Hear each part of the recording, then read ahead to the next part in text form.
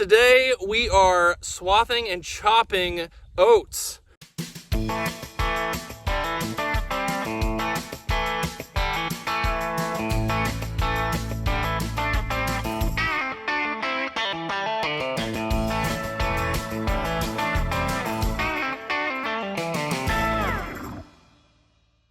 Which is something we don't always do here on our farm, but this year we had a really cool opportunity. This field you see behind me here and across the road, we got to do a little short lease on from the Land Institute, which is an institute here by Salina that does research on crops like kernza and other perennial grasses. And they're doing a lot of really cool things, actually. You should check them out. Google the Land Institute, Salina, Kansas. But basically, they had a few months in between some things they were doing where the ground was just going to sit idle. So they asked us if we wanted to plant some oats this spring to chop and harvest for silage. Well, we jumped at that opportunity for sure. And the crazy thing is, it has rained so much here in May that these oats, I don't know if you can tell how huge these are. These come almost all the way up to my shoulder. They're, probably 4 feet tall, and they're going to make some tremendous feed for us. So we are really excited to chop these oats today. It's a beautiful day here in Kansas. Some nice clouds. I'm gonna fly the drone up as Nathan swaths all of these oats, and you're gonna get to see the Kubota DMC in action. And this is quite the field for it to get started on. So I hope you guys enjoy this drone video.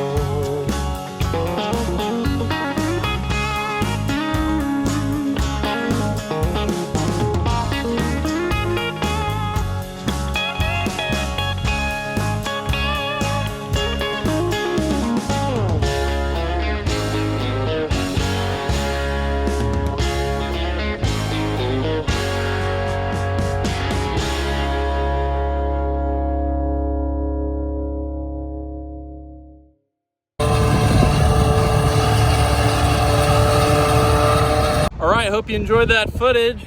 Dad got here with the chopper while I was filming, so that was Nathan driving the semi-truck. There's Mom. She's just getting here. Dad's got a full dump wagon load, and then this truck's full, so I'm gonna get ready to take it. We're probably not gonna chop very much tonight because it's still a little wet. But this is kind of our open time frame to get this done, and so we are still gonna go ahead and swath the whole thing, and we'll just have to let it sit in the field for a little bit. So there's gonna be plenty of footage to come, but I'm gonna go ahead and head back to the farm with this load.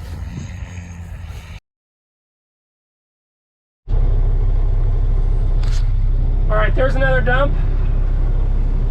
While I wait for this to go down here. So yeah, you guys have probably seen a lot of random footage here. So it takes several people to chop oats. So today it'll be, I'm trying to keep up hauling. My mom's helping haul. I'm gonna be driving to the field, switching them off, and then pushing in between dumps. So every load that I bring in, I dump. I push up if there's already a load there, then I dump my load, and then I push up my load, and then I've got to get back to the field before the next truck comes.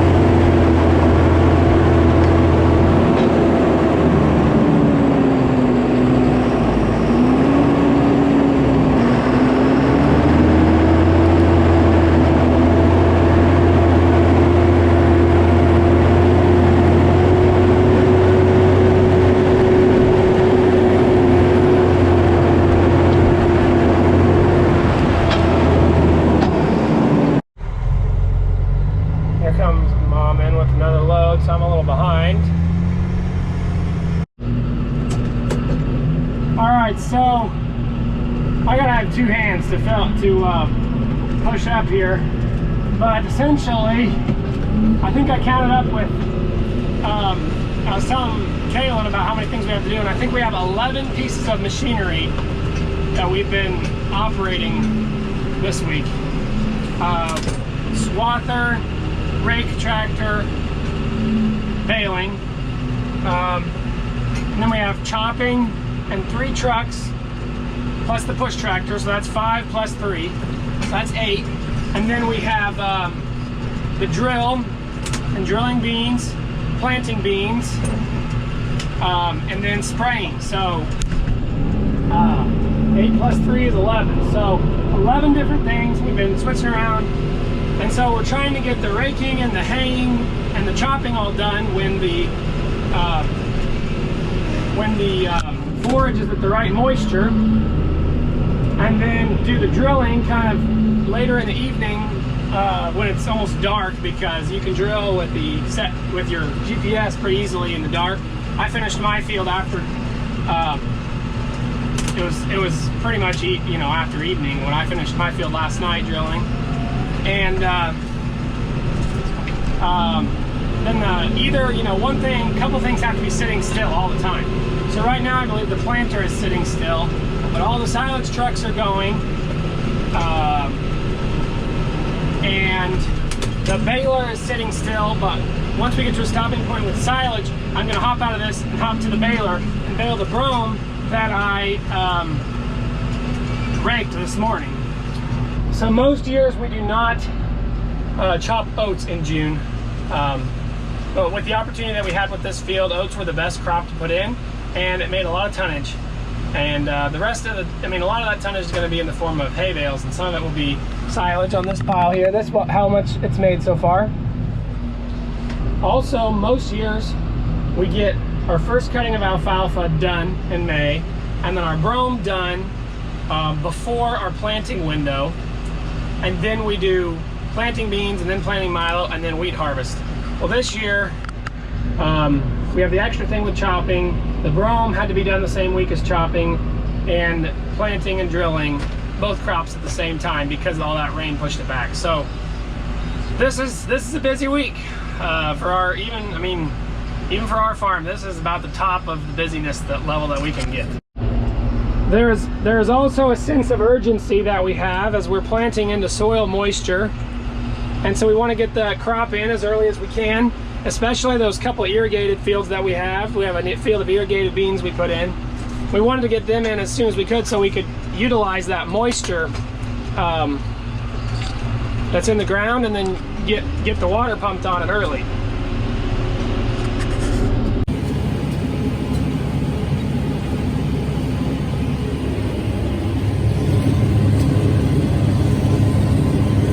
Well, the last time you heard from us, we were just getting started with this field, I think. It's been kind of a busy week. Haven't been able to vlog as much. We are planting beans with both the air seeder and the planter. And we are spraying a whole bunch of fields. I think we're spraying over 1,000 acres this week. And then we've been chopping oats kind of in the evenings in the meantime. So we'll feed cattle and spray and plant and all those different things kind of in the morning and afternoon, and then we come over here to swath and chop in the evenings. Well, today is probably day 4 of chopping in the evening, and we've had a few breakdowns on our chopper this week, so that's another reason it's taken so long over here. Today we had a major breakdown, and so we called in backup, which is my friend Ryan Hahn and his family. They do custom chopping, and they got a big old John Deere chopper that they brought over here, and they're in the other field right now, but I'll get some footage of them chopping. It's a pretty impressive machine. Over here to the south, the field with the pivot in it, that's my friend from high school, Zach Short, who many of you might remember from the fire accident a few years ago. So it's kind of cool to be, we're farming this field next to Zach, one of my high school classmates. And then Ryan is running the chopper over here, another one of my high school classmates. So it's kind of like a high school reunion out here. All right, y'all, there it is. Look at that big old chopper.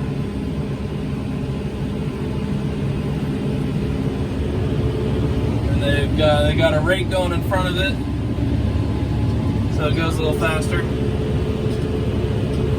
And there's our chopper sitting over there broken down. Get well soon, 5830, get well soon. All right, finished swathing. They're still going. I'm gonna do a few more loads tonight. I'm gonna switch off one of the semi-drivers so we can keep going. We're gonna try to get this field done tonight, and then that's probably all we'll chop. We'll probably bale the rest. Our trench silo is getting pretty full, as I hope you've, I think Kendall's been filming some of the trench silo.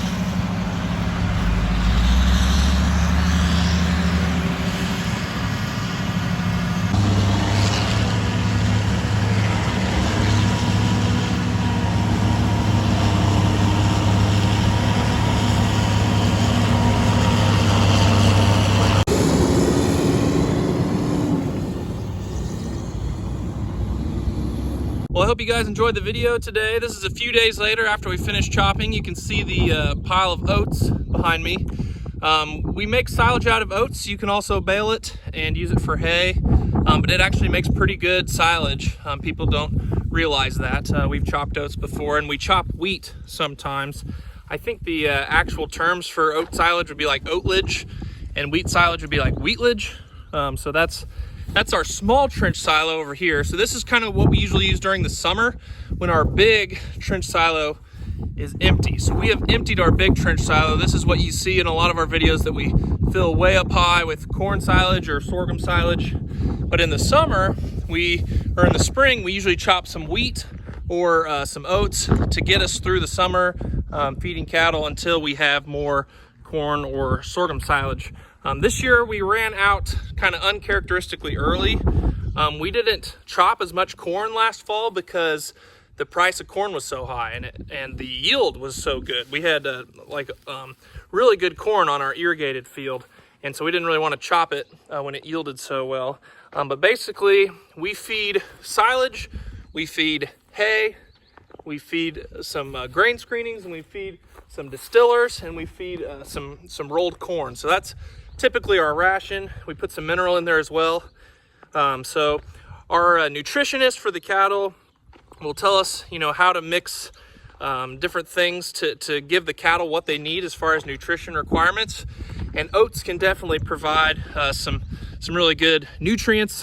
They're really high protein, and so they're going to work really well for us hopefully over this summer as we feed cattle. And in the fall, in August, basically in August, we will be chopping to fill this trench silo. So you can check back then or look at our videos from the past to see that process. It's been really busy on the farm. We are done planting soybeans with the planter now, so we are changing the plates here at the shop to milo. That's all we have left to plant until double crop. So a double crop will be here after wheat harvest. We'll go in with a second crop after we harvest the winter wheat. That'll be next week probably. But all we have to do this week is to plant milo. Whereas last week, like Kendall was talking about, we were doing about 5-6 different things. Kendall says he still has a lot of alfalfa to bale, so we don't just have to plant milo. We gotta get the alfalfa done, and there's still some spraying to do, but it's not nearly as busy as last week was. So we're looking forward to having a good week this week. So hopefully you guys will see us in another video from this week. But until then, we'll see you next time.